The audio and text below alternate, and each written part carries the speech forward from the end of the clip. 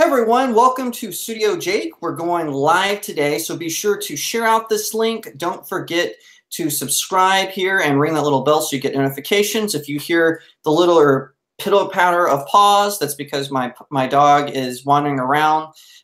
Just ignore him or go oh every time you hear him bark, whatever you'd like to do. Today I have a very special guest. I've got TheBlaze's Samantha Sullivan.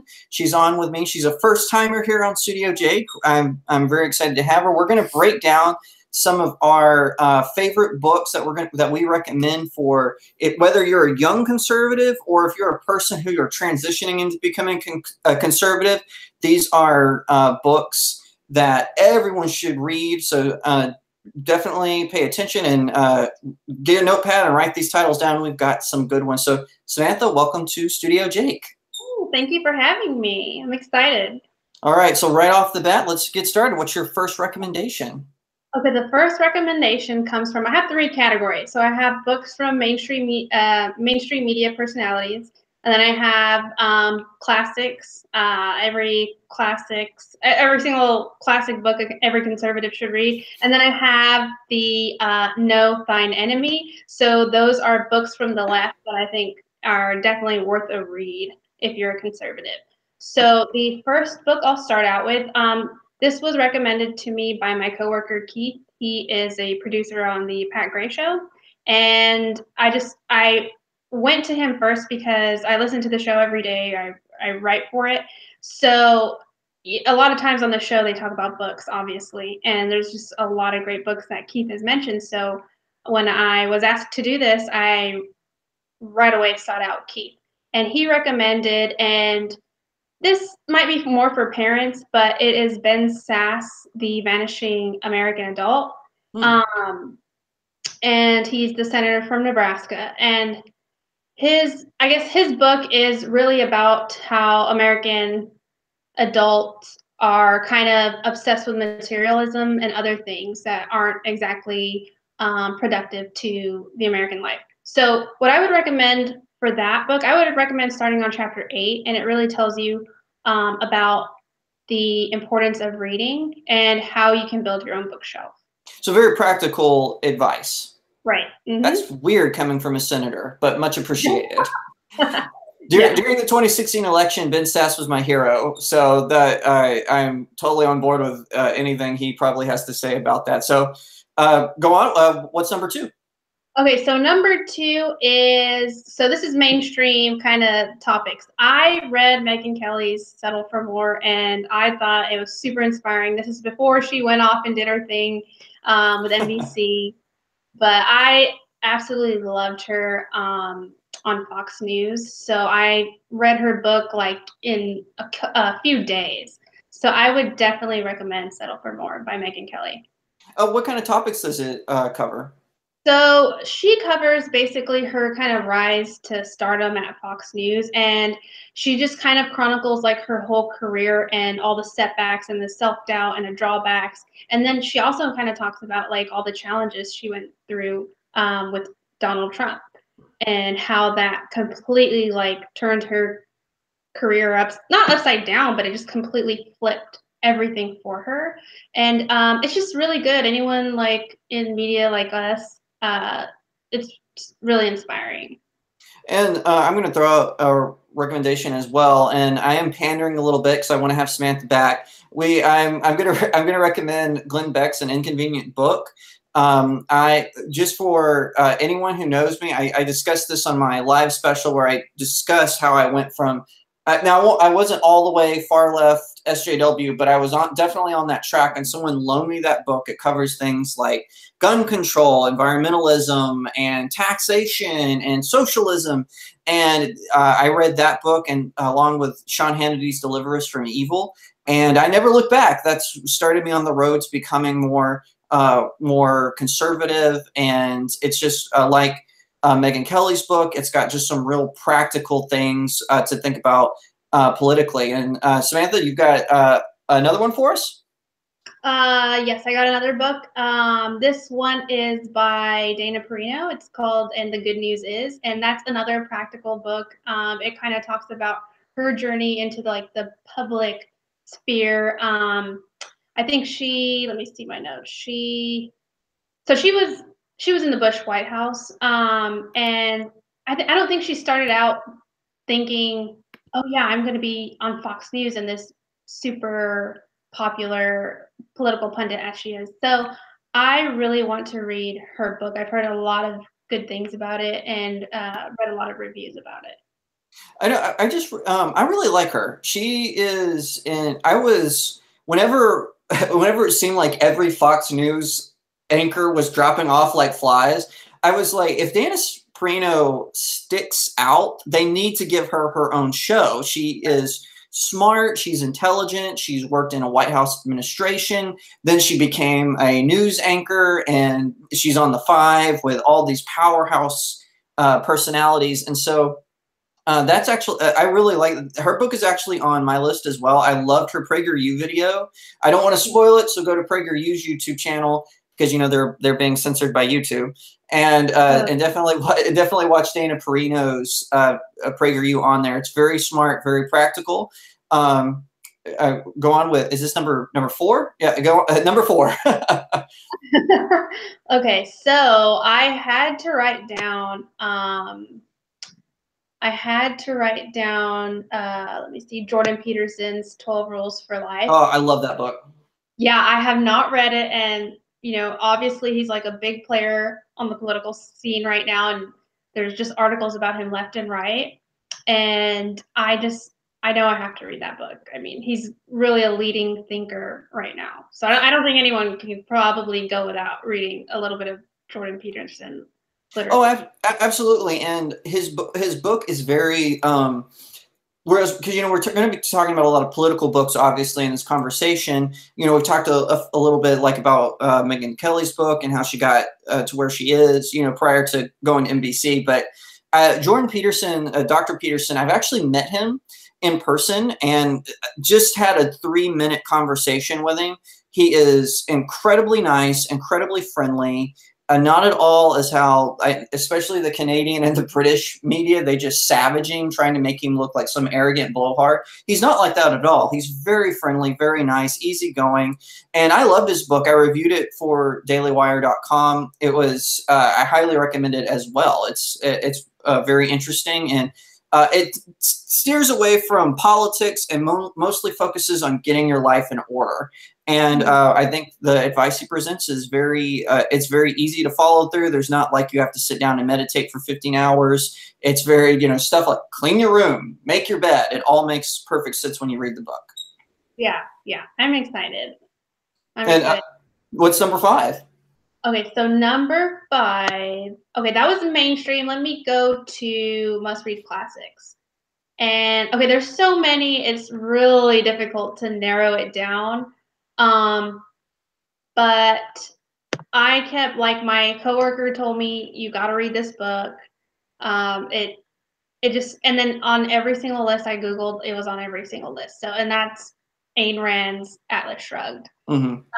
So I think that's just a classic that every conservative should read. And I have not read that book. So I am definitely going to sit down this summer and get to that one. I've not read Atlas Shrugged either. The movies were awful. It was kind of like the first movie. It was like, okay, it's TV movie quality, but it still keeps your attention. The second one was, oh, it's getting better. It's still TV movie quality, but it's like, oh, it's a good TV movie. Right. And then the third one slides off into crappy B action movie. And I don't know where they went wrong, but my understanding was they were only planning on making 2.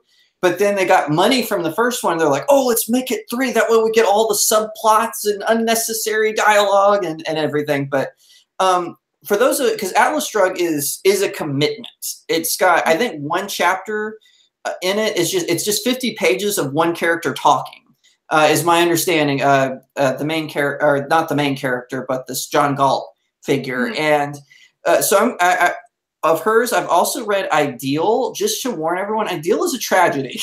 It has some good life lessons, but it is a tragedy. So go into it knowing that. I'm not going to spoil it or give it away, but it's about fame and trying to attain. The Anthem.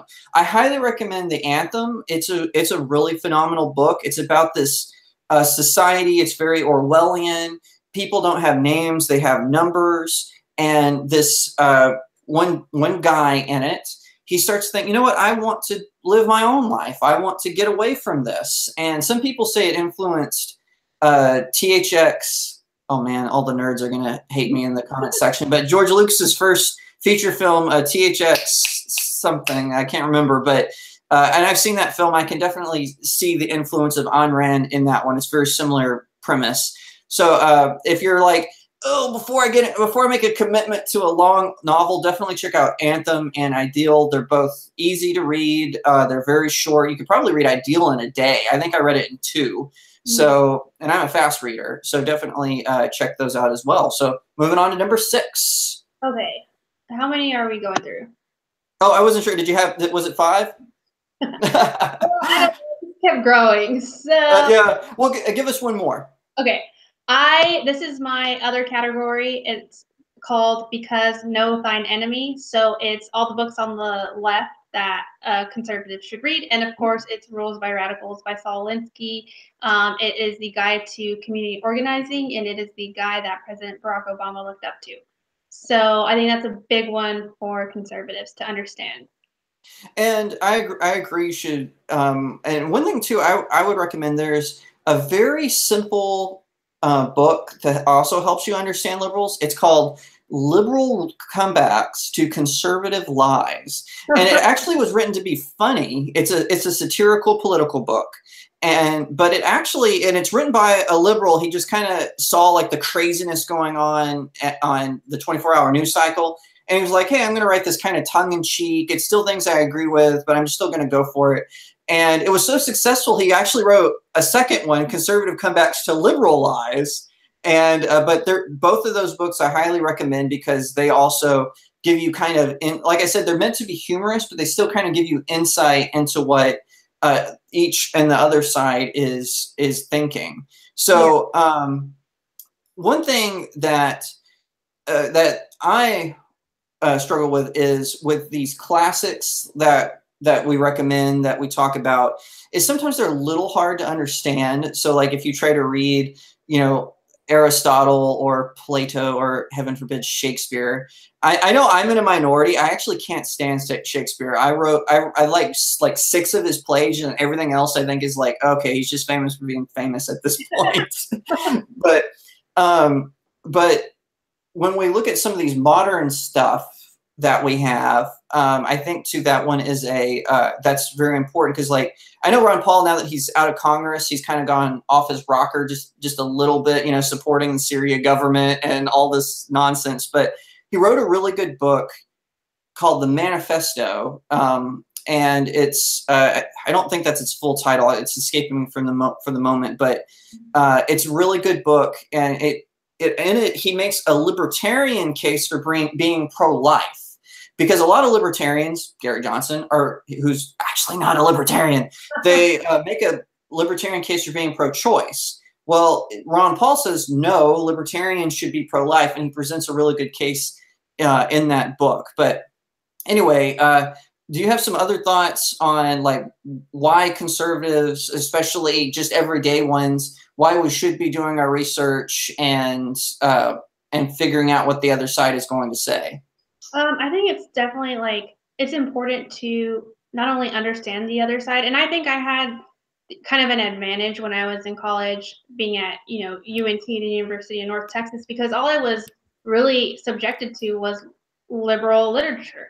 So it was always Thomas Friedman, or it was always like the Gloria Steinman. So, and for a little while there, I was leaning to the left, and then I took this mind-blowing just class on Israeli Arab warfare, and I was like, whoa, let me step back a second and then reevaluate all this. So I think it's important because you have to be able to articulate your ideas. Like, if you can't articulate why conservatism is the way to go, or why it's good for the country or the world, if you can't articulate that to someone on the left, then you're not going to win over people with your ideas. So it's understanding these ideas and being able to articulate them so that when you're in this setting, like the other day, I was just arguing with not arguing, but like discussing abortion with one of my good friends. And if I didn't have like this knowledge or was well read on any kind of literature about abortion, then I couldn't. You really don't have a leg to stand on. I mean, it's like those funny videos that we post, like PragerU post or the Washington Free Beacon or the Daily Wire, where they go up to these people and they can't, like, they ask them a question and they can't articulate, well, why do you want to abolish the Second Amendment? And they can't articulate a single, coherent argument in a nutshell. That was kind of long-winded, but no, absolutely. So where can people find you, Samantha? I'm really big on Instagram right now and LinkedIn. I forget what my handle is. Samantha Elizabethan or something like that. But I'm on LinkedIn and I'm on Twitter too. I think my Twitter handle's Sam Elizabeth. I'm really not good at my own handles. Maybe I should. Absolutely. So, of course, you can follow me on Twitter at RealJacobAiry. My Instagram is real.jacob.airy. Facebook is author Jacob Airy. And of course, you can find my blog, jacobairy.blog, where I've got movie reviews, all kinds of stuff. I posted the clip of my of discussing Marvel films and DC films with Andrew Clavin. So definitely give that a watch. And Samantha is actually the first of a double special today. So she came on to talk about books that young conservatives and conservatives should read. And later today, I am doing a second part with last week with Rosemary Duar. I discussed conservatives and celebrity worship. So I'm having on my friend Stephanie Nichols. Stephanie Nicholas. She's coming on to talk about Christians and celebrity worship and what that means and looks like. So she's going to be on later today, 6 p.m. Pacific Standard Time. So be sure to ring that little bell so you get a notification on it. Samantha, thank you so much for coming on. I hope you'll come back.